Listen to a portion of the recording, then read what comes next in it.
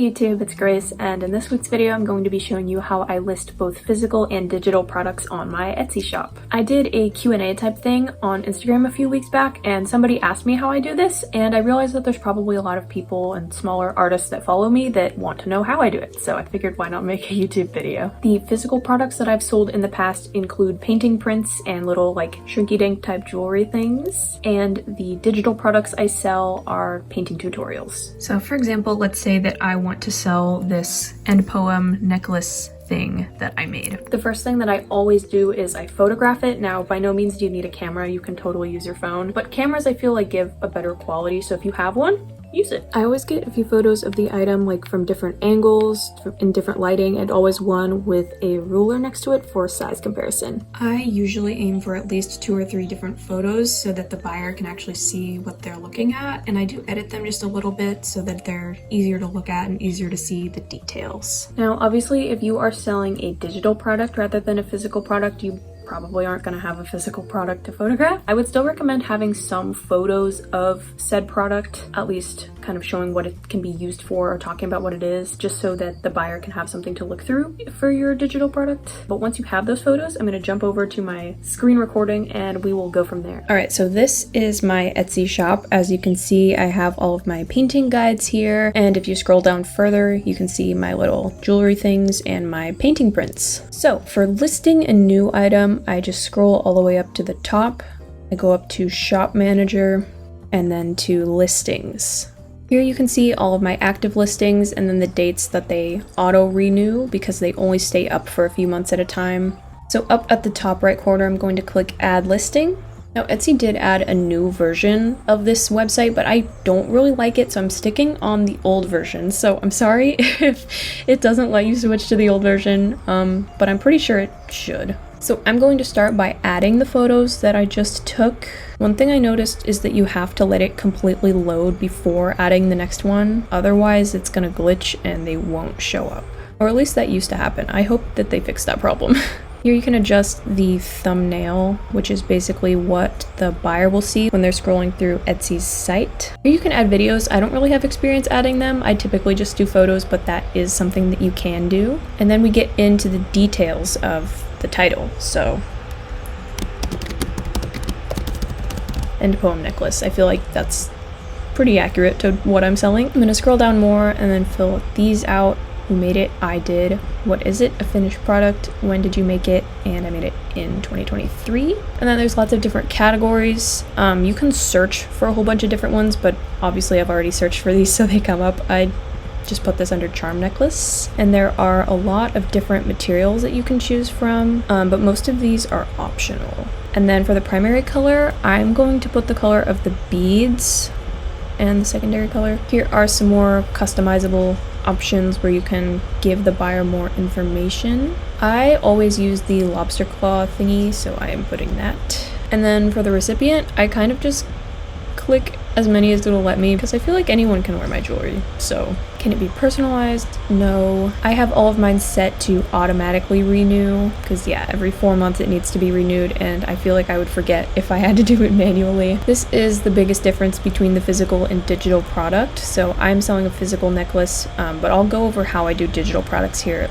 in a bit. And then here is the description, so you can give the buyer some information about your product. Now, if you want to be like me and you want to sell Minecraft themed or inspired items, you do have to add something that basically states you aren't working with or approved by Mojang. Notice this last part of it here. I say that it's inspired by the Minecraft poem, but I am not officially working with Minecraft or Mojang. Next we have section, so I can add it to my necklaces section. This is something on Etsy where you can organize your different products so that people can kind of sort by what they are looking for. Tags, so I'll basically just put down a bunch of things that might relate to the product or what someone might search if they're looking for it.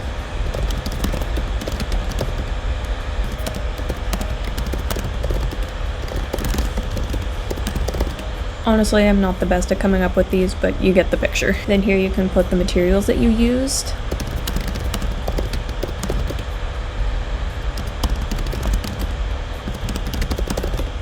just to give people a rough idea of how you made it. And now we get down to price. Now this necklace is something that I've had for a while and I just want to get rid of it, so I'm going to price it super low. But if you're another artist out there, don't undervalue yourself. Do not follow what I'm doing. Then you can scroll down more and you have your shipping information. So these are like presets that I've made over time. Basically what I did was I kind of practice packaged a necklace. Like I took the envelope I would be using, I packaged it up, and then I just used a kitchen scale and weighed it and then measured everything with a ruler to give me a rough idea of how big my packages would be, and then I made presets for the different things. So here I'm just going to choose my general because that's just what I use for jewelry. I honestly don't know what tariff numbers are. I have to Google it every single time I make an international sale. It has to do with customs and basically just assuring that the item gets through different border security and stuff. Now we move on to the weight, and I know that my packages are under 4 ounces, but I always round up because I never want something to have to get returned to me because I had bad shipping. And then the length and size of the package. And here we go. This will give me an estimated cost of shipping, and I do have a $1 handling fee in here. I forget how you add that in.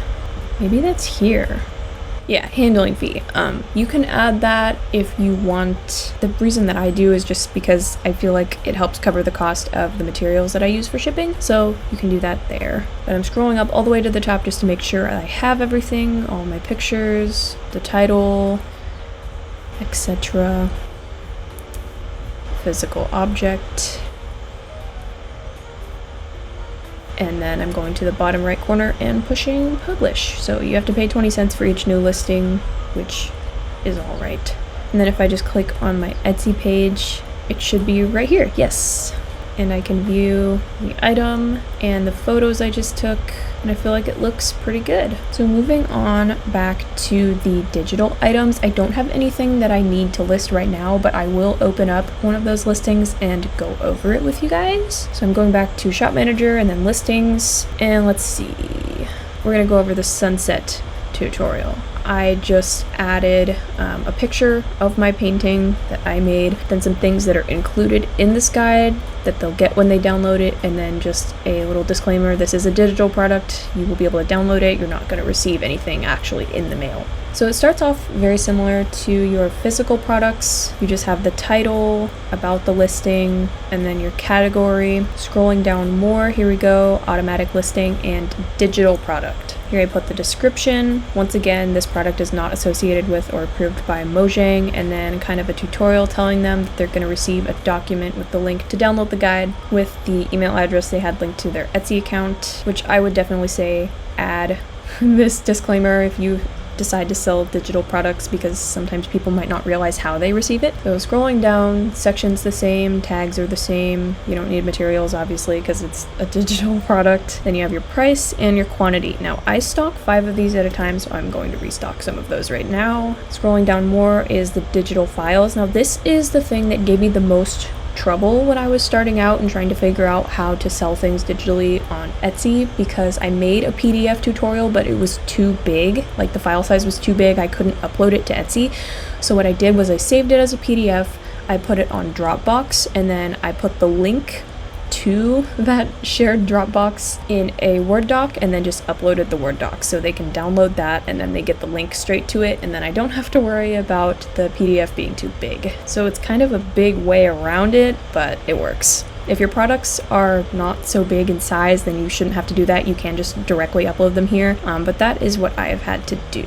Otherwise, I can publish that and restock more of those painting guides and go back to my Etsy shop, and that is pretty much it. Now, if you're curious to see how I package my physical Etsy orders and painting commissions, I have a video over on my YouTube for that. I also have a video showing the supplies I use for jewelry making, supplies I use for painting, a tutorial for how I make these end poem necklaces, and a tutorial for how I make my Minecraft themed jewelry. So I am not gatekeeping anything here. I'm showing you guys how I do basically everything.